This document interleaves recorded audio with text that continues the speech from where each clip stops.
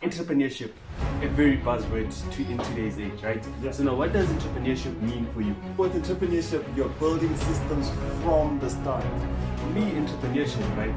Entrepreneurship is a lifestyle. So now, the hardest part about being an entrepreneur is taking responsibility for anything bad that happens within the business.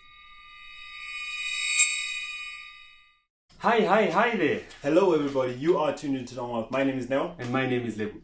Today we are actually talking about something that is awesome, right? So now you need to stay tuned to understand what we're talking about. Before we actually dive into content, we want to give you a reminder that on 30th of January 2021, we will be actually hosting our business launch.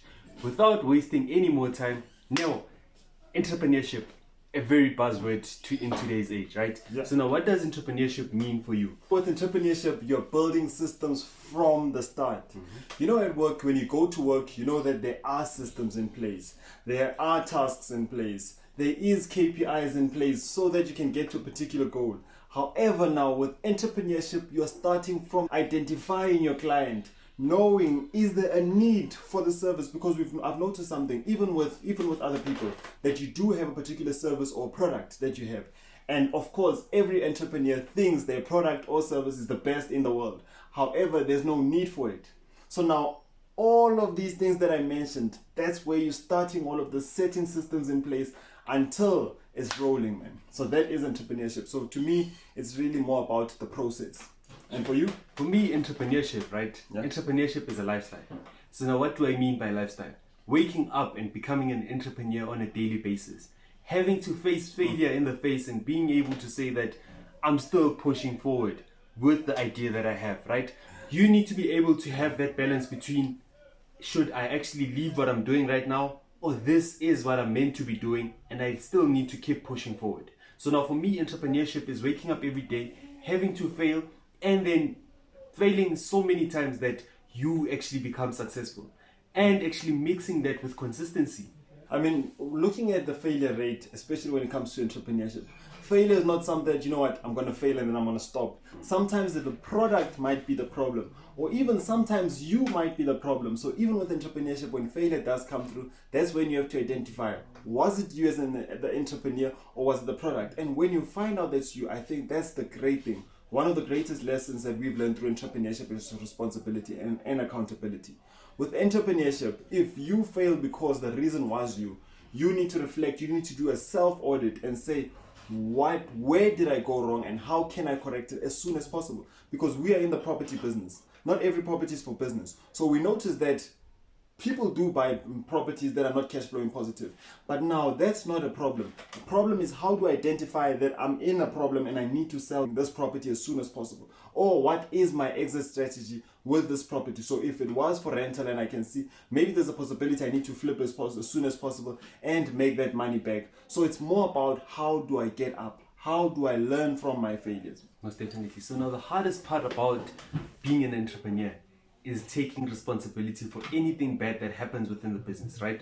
If I know that I have actually assigned someone in the power team to actually do something and they do not do it, I need to take the responsibility that it was my fault that this person didn't do what I actually assigned it to them. Yeah. Maybe I didn't set a proper deadline for me to have a plan B. Yeah. Right? Yeah. Everything needs to then reflect back onto you, because now once you reflect everything back onto you, you now have the power to change the outcome that might happen in the near future. Sure. So now say for instance, if I'm always blaming Neo that Neo's the one that didn't upload on time, which has never happened. If I actually blame Neo on him not being able to upload on time, then it becomes a problem, because now I do not have power over Neo.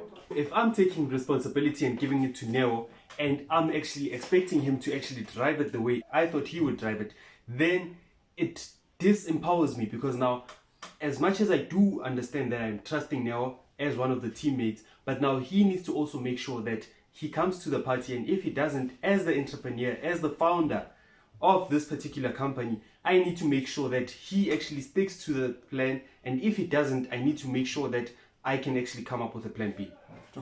You know, Level, this year has been quite an interesting year. It's been great for others with regards to people have started their own businesses.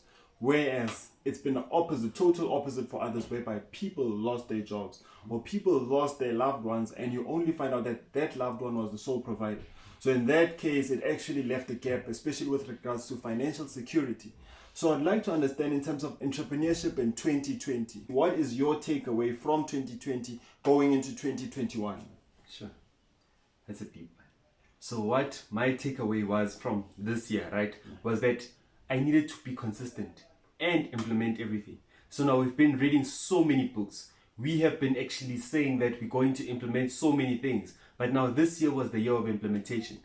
Our channel actually started getting some growth this year during this pandemic time, right? So now what you need to understand is that when you are an entrepreneur, or when you want to assume the position of becoming an entrepreneur, you need to know that I need to implement everything that I have actually thought of or that makes sense to me. So now say for instance, if we were saying that we need to actually grow non-wealth reach and we need to start buying ads, I need to implement it as soon as possible. So now the first thing that I do is that I acquire all of the skills that I can get of actually making me competent, and then I actually implement. So now what we do is that we give ourselves a time limit. So now say for instance, we will say that for the next month, we are actually going to get information. Then in February, that's when we will actually implement. So now by the time February comes, we already know that now it's the time for implementation. True.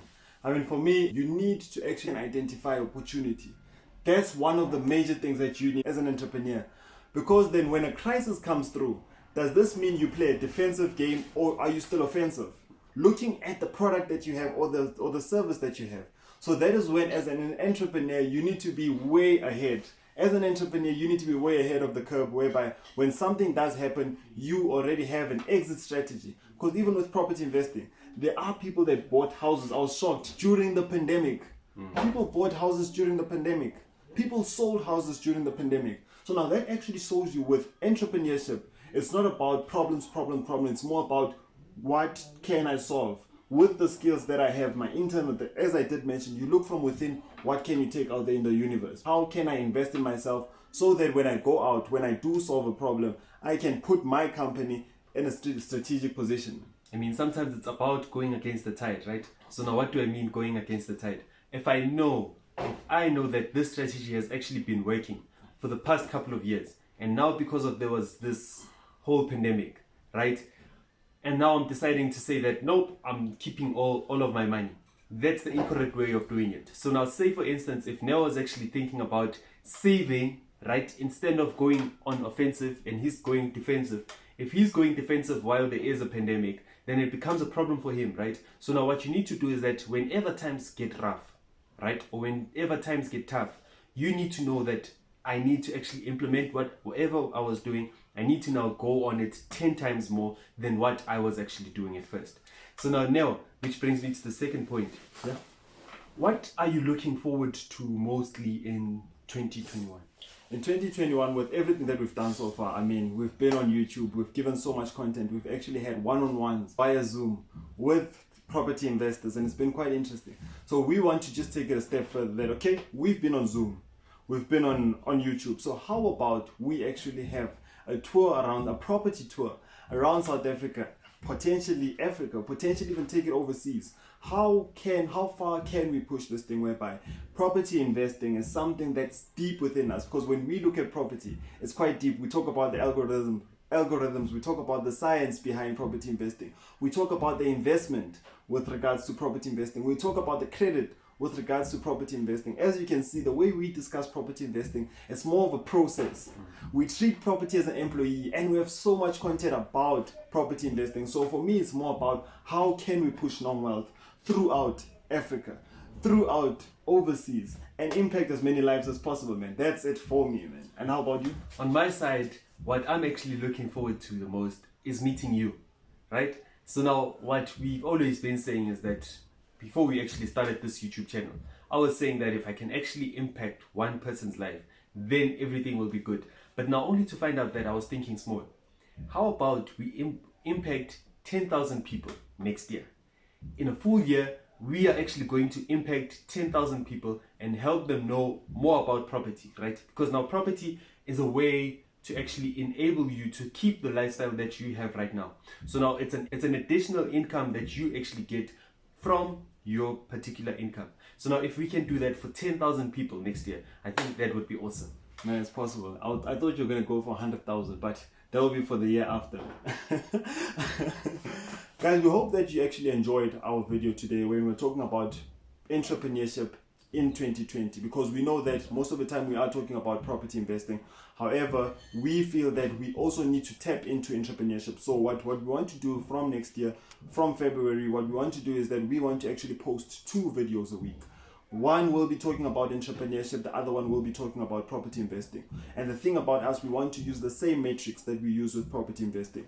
No fluff, no discussions about how to become a millionaire quick. We talk about the processes, we talk about the sacrifices, we talk about the journey, everything that we've went through. We talk about the failure itself, of how do you get up from a previous failure.